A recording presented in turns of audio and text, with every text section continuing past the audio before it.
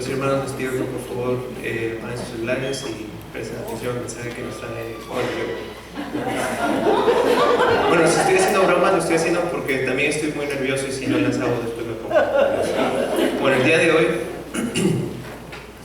les quería hablar un poco. Bueno, primero que nada déjenme decirles que gracias al pastor y a todos ustedes porque nos dan el privilegio de poder tener esta semana de la juventud y por fin, ¿no? O sea, tener un poco más de responsabilidad en la iglesia y así poder llevar a cabo cosas más reales, ¿no? Responsabilidades más reales dentro de la iglesia, porque de otra forma no tendríamos la oportunidad de hacerlo. Así también en la mañana ya les comentaba a las personas en la clase que de verdad me siento muy agradecido porque esto de verdad le da la oportunidad a los jóvenes de crecer y de poder tomar más responsabilidades dentro de la iglesia. No quiere decir que vaya a ser pastor en el futuro, pero me ayuda bastante a aprender y bueno, si yo digo algo que esté equivocado, ustedes están en toda la capacidad y tienen la libertad de interrumpirme y decirme, oye Diego, estás hablando todas cosas que no son. Pero levanten la mano primero porque si no... Bueno, lo que yo quería hablar en esta noche es acerca de la servidumbre, de lo que significa el servir a Dios, ¿no? A ver, si me pueden hacer un favor, levanten la mano todas las personas que tienen un cargo en la iglesia en este momento. Bueno, como ven, digamos de los que estamos aquí, la mitad más o menos tenemos un cargo en la iglesia, ¿no? Pero no todos. Algunas personas no están trabajando en cosas de la iglesia. Y entonces la pregunta que quiero responder a través de este mensaje es ¿cómo servir al Señor? Porque algunas veces nosotros estamos emocionados muy emocionados por servir al Señor, por poder realmente servirle dentro de su obra, en la iglesia, en las cosas que realmente importan a Él, ¿no? Pero nos encontramos con la puerta cerrada de que ya no hay más posiciones en la iglesia, ¿no? Que ya todo está tomado, que las cosas que nos gustaría hacer ya no están disponibles. O tal vez los dones que nos dio el Espíritu Santo o los dones que nos da el Señor son muy específicos y no hay otra manera de desarrollarlos en la iglesia porque esas posiciones ya están tomadas. Entonces, mi propósito en esta noche va a ser muy sencillo, simplemente que cuando ustedes se vayan a sus casas ya sepan qué es lo que quieren hacer para servir al Señor. Así no haya posiciones disponibles en la iglesia. Ahora, esto normalmente le ocurre a las personas cuando están empezando, ¿no?, a ser cristianos y sienten ese deseo interior que es muy fuerte, que dicen, no, yo quiero servir al Señor. La iglesia es ese pedacito de cielo, ¿no?, que nosotros idealizamos un poquito y que decimos, no, yo quiero servirle al Señor. Y a veces nos encontramos, como dije antes, con esa puerta cerrada de que no hay cómo servirle, pero no se equivoquen, porque hay muchas maneras de servirle al Señor. Entonces en esta noche vamos a hablar un poco de esas cosas. Vamos a orar. Señor Padre Todopoderoso y Eterno, te agradezco, Señor, porque me haces el privilegio de estar aquí en esta noche. Úsame, por favor, Señor, permíteme dar un mensaje de vida y ayúdame a que estas personas me entiendan y que todos puedan regresar a sus hogares sabiendo cómo servirte, Señor. Gracias, Padre, por tu infinito amor y tu misericordia y ayúdanos en todo lo que hagamos en esta semana. En el nombre de Jesús. Amén. Bueno, para poder saber cómo servir al Señor tenemos que comenzar desde lo más básico primero y luego ir caminando hacia lo más complejo. Entonces no vamos a responder la pregunta de cómo servir al Señor realmente sino hasta el final del mensaje, pero para comenzar vamos a comenzar primero entendiendo qué es lo que el Señor realmente quiere de nosotros y cómo es que quiere que lo hagamos. Entonces, primero que nada, déjenme decirles de que para que nosotros realmente sirvamos al Señor tenemos que dejar que Él sea el que nos ayude a servir. Tenemos que dejar de tratar de hacer las cosas por nuestra propia cuenta, porque si hacemos eso, entonces al final lo que vamos a hacer, lo que logremos, sea lo que sea que logremos, va a ser por nuestras propias fuerzas y va a ser algo que no es no está lleno del Espíritu, algo que no fue hecho por amor, sino más bien porque simplemente tratábamos de hacer obras. Nosotros podemos decir, bueno, yo quiero servir al Señor, entonces me voy de aquí, me compro 90 panes en Publix, me voy a repartirlo a la gente que no tiene que comer. Ya serví al Señor. La verdad es que no he servido al Señor, sino que simplemente he satisfecho esa necesidad que tenía dentro de mí de hacer una obra buena. Pero no tiene nada que ver, es completamente distinto el servir al Señor a hacer una obra buena. Ahora, si es que yo siento dentro de mí el amor de Dios y digo, veo a todas esas personas que no tienen que comer y veo que necesitan algo de comer, y yo por amor soy impulsado a comprar los panes y luego a demostrarles mi amor, el amor que Cristo pone en mi corazón, dándoles de comer, entonces estamos hablando de algo completamente diferente. Entonces, el primer punto del que voy a hablar es que Dios quiere que todo lo que hagamos, lo hagamos con su ayuda. Entonces, lo que voy a hacer es, vamos a leer Josué 1, del 1 al 9. Y mientras lo vamos leyendo, quiero que todos sigan con la mirada mientras yo leo, y yo voy a ir resaltando las partes que son más importantes y que quiero que presten más atención. Josué 1, del 1 al 9. Es un pasaje que muchas personas ya conocemos, pero vamos a leerlo y hay algunos puntos que vale la pena destacar. Voy a leer. Aconteció después de la muerte de Moisés, siervo de Jehová, que Jehová habló a Josué, hijo de Nun, servidor de Moisés, diciendo: Mi siervo Moisés ha muerto. Ahora pues levántate y pasa este Jordán, tú y todo este pueblo, a la tierra que yo les doy a los hijos de Israel. Presten atención. Yo os he entregado, como lo había dicho Moisés, todo lugar que pisare la planta de vuestro pie, desde el desierto y el Líbano hasta el gran río Éufrates, toda la tierra de los heteos hasta el gran mar donde se pone el sol, será vuestro territorio.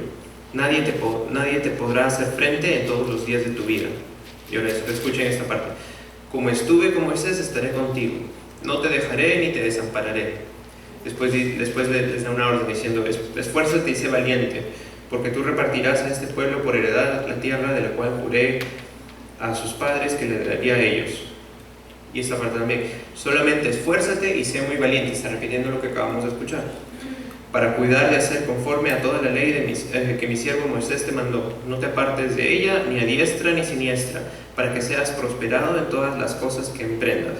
Nunca se apartará de tu boca este libro de la ley, sino que de día y de noche meditarás en él, para que guardes y hagas conforme a todo lo que en él está escrito. Porque entonces harás prosperar tu camino y todo te saldrá bien. Y otra vez les dice: mira que te mando que te esfuerces y seas valiente, no temas ni desmayes, porque Jehová tu Dios estará contigo donde quiera que vayas. Entonces aquí vemos que en estos pasajes que hemos leído, que Dios les da muchas órdenes al pueblo de Israel, ¿verdad? Les pide un montón de cosas, les pide que sean valientes y que se esfuercen, y les pide que conquisten un pueblo entero. O sea, les está regalando la tierra prometida, pero les está diciendo: ustedes tienen que trabajar para obtenerla, tienen que hacer todas estas cosas. Y las personas que hemos estado aquí en la mañana en la escuela dominical, nos dimos cuenta de que Dios te pide que hagas cosas, pero no te pide que las hagas sin antes darte las herramientas para hacer lo que te pidió. Entonces, en este caso, Dios les está diciendo: vayan y conquisten este pueblo en donde iba a ser la tierra prometida, ¿no? Lo que es la tierra prometida. Pero no les dice: vayan y yo desde aquí los veo y les mando ayuda de vez en cuando para que ojalá que ganen, ¿no? No les dice eso, sino que todo lo contrario. Él ya había ganado la batalla, él ya había obtenido la victoria, él ya les había dado el pueblo. Y así pasa con todas las cosas que ellos hacen. Dios siempre va adelante del pueblo. Él es el que gana la batalla, y luego cuando llegue el pueblo ya todo está ganado. Solamente tienen que seguir el mandato que Dios les dio, ¿no? Originalmente. Quiero resaltar aquí que las partes en las que dice Dios que ya ganó la batalla por ellos, lo dice en el versículo 3, cuando dice: yo os he entregado. Luego en el 5 dice: como estuve con Moisés, estaré contigo. Y también al final, cuando dice: donde quiera que vayas, Dios va a estar contigo. Y el segundo punto más importante de este versículo, como ya habíamos dicho, es que lo único que les pidió realmente Dios que era difícil fue que se esfuercen y que sean valientes. ¿Por qué les dijo que se esfuercen y que sean valientes? No les digo que se esfuercen y que sean valientes porque tenían una batalla dura por ganar. Digo que se esfuercen y que sean valientes porque la batalla ya estaba ganada. No les dijo vayan a entrenarse, vayan a volverse fuertes porque estos enemigos con los que van a pelearse son muy fuertes, sino que les dijo solamente esfuércense y sean valientes, la batalla ya está ganada, ya la gané por ustedes. Y eso mismo ocurre en el Nuevo Testamento. Cuando lo que vimos justo hoy en la mañana acerca de la Gran Comisión, pero ustedes vamos a leer lo que dice en Mateo 28, del 19 al 20, que es el mandamiento, uno de los mandamientos más grandes que nos da Jesús, ¿no? Que les da Jesús a sus discípulos y por tanto a nosotros también, que dice: por tanto, id y haced discípulos a todas las naciones, bautizándolos en el nombre del Padre y del Hijo y del Espíritu Santo, enseñándoles que guarden todas las cosas que os he mandado. Y he aquí, yo estoy con vosotros todos los días hasta el fin del mundo. Amén. De la misma manera en que Dios se comportó en el Antiguo Testamento, estando ganando las batallas siempre por el pueblo de Israel, ahora en el Nuevo Testamento Jesucristo ganó la batalla contra Satanás, ganó la batalla a la muerte. La batalla ya estaba ganada. Y entonces ahora que Él ya ganó la batalla por nosotros, solamente nos está pidiendo de nuevo: esfuérzate y sé valiente. Solamente anda y usa las herramientas que yo ya te he dado. Entonces, viendo estos dos pasajes bíblicos, nos damos cuenta no solamente de que Dios es el mismo antes y ahora y lo será siempre, sino que no necesitamos ganar las batallas, porque las batallas ya han sido ganadas.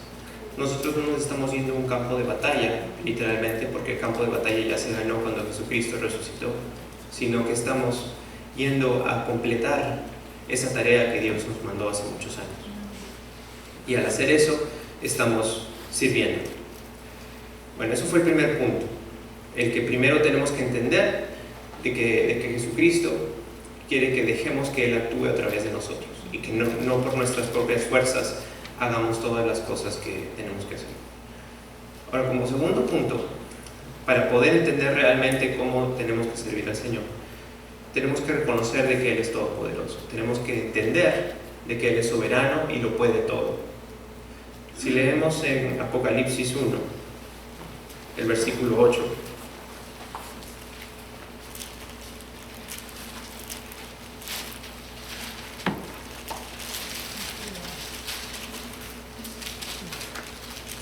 léame. Yo soy el Alfa y la Omega, principio y fin, dice el Señor, el que es, y que era, y que ha de venir, el Todopoderoso. El Todopoderoso.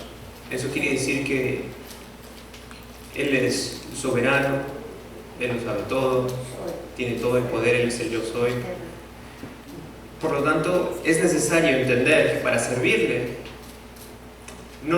tenemos que entender que Él no necesita que le ayudemos en nada, porque Él ya lo tiene todo. Entonces, cuando nosotros le servimos a Él, no es que le estamos haciendo un favor al Señor. Y mucha gente piensa de esa manera: yo tengo una posición importante en la iglesia y por lo tanto el Señor me debe más a mí que al resto, ¿no? Pero la verdad es que nosotros no le estamos haciendo ningún favor a Dios, porque Dios no necesita de nada. Ella lo tiene todo y lo puede todo, porque es todopoderoso. La verdad es que nosotros al servirle al Señor nos estamos beneficiando nosotros mismos, porque nosotros somos los que crecemos en amor, nosotros somos los que creamos esas relaciones entre personas, y de esa manera traemos más gente al Señor. Pero al final de cuentas todo regresa a nosotros. Nosotros somos los que realmente nos beneficiamos. Si vamos a una casa a hablarle a alguien del Señor, nosotros nos preparamos para hablarle a esa persona y por lo tanto aprendemos más de su palabra. Nosotros aprendemos a comunicarnos con personas que no tienen nada que ver con nosotros y por lo tanto aprendemos a expresar ese amor que Dios pone en nuestros corazones, el cual podemos transmitir a otras personas.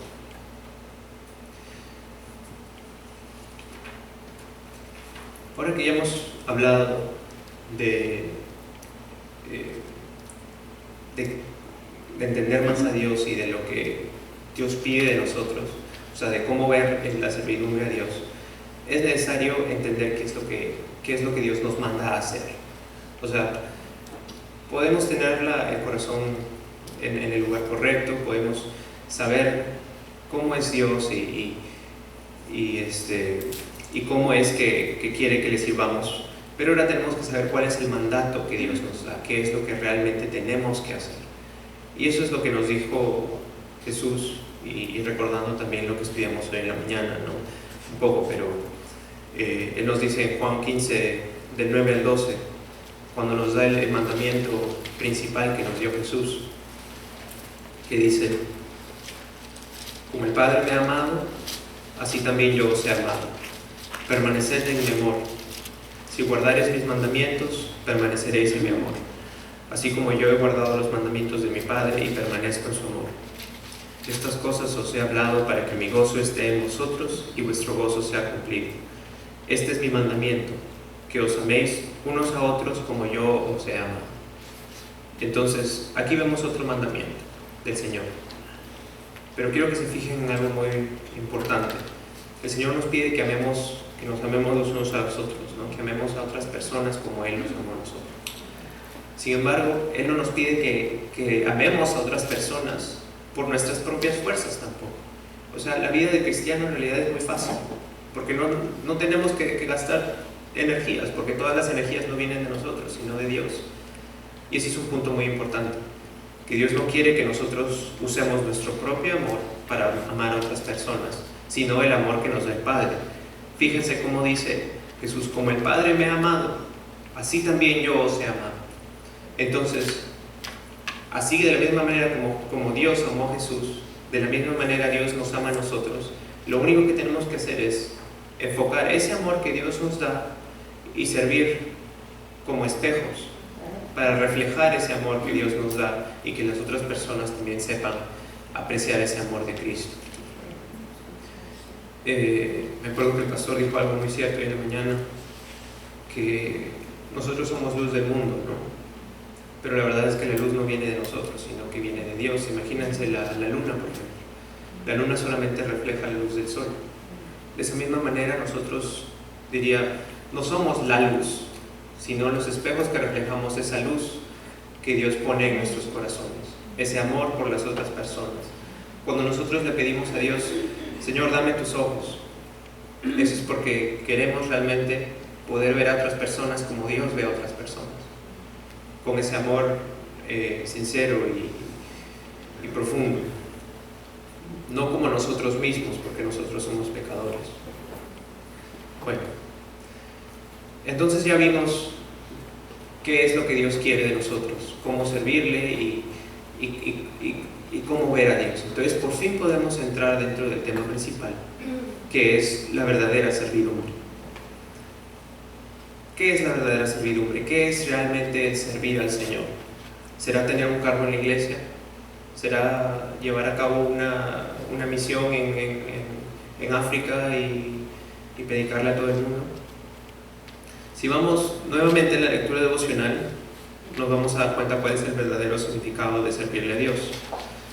Acuérdense que dice, y habíamos leído, dice: venid benditos de mi Padre, heredad el reino preparado para vosotros desde la fundación del mundo, porque tuve hambre y me disteis de comer, tuve sed y me disteis de beber, fui forastero y me recogisteis, estuve desnudo y me cubristeis, enfermo y me visitasteis, en la cárcel y vinisteis a mí.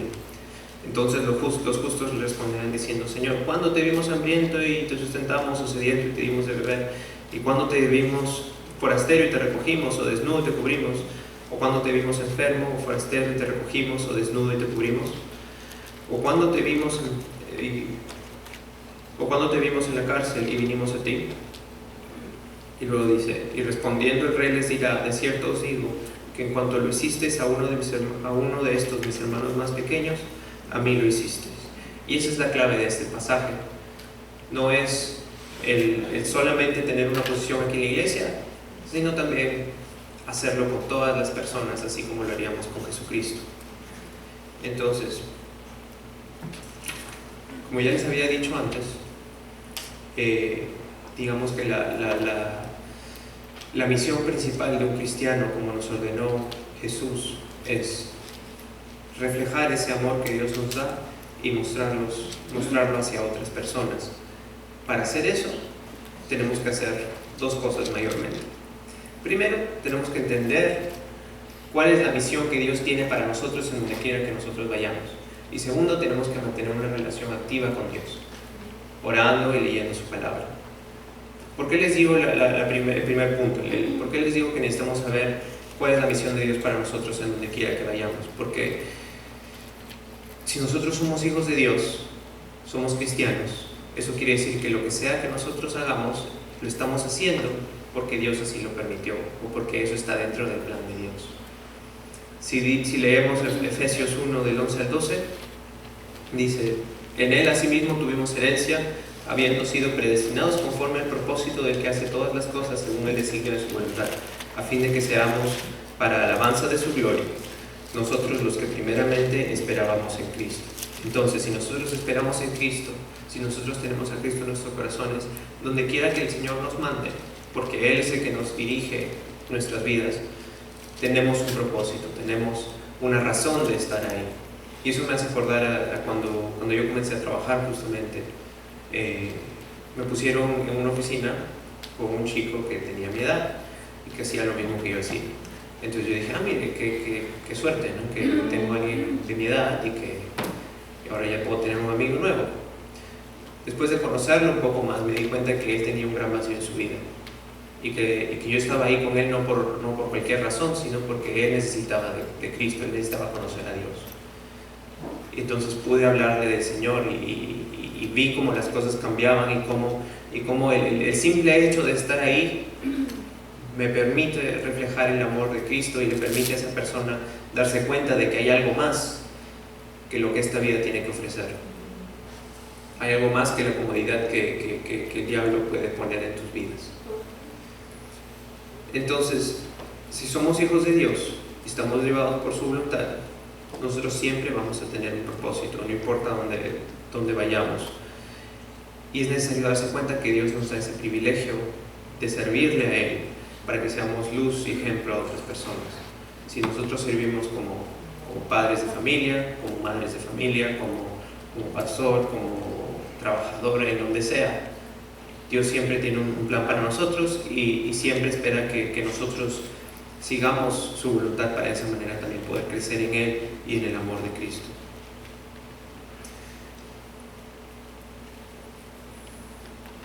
El segundo punto es que para saber cómo servir al Señor necesitamos tener una relación activa con Él, siempre estando en oración y creciendo en Él, leyendo la Biblia,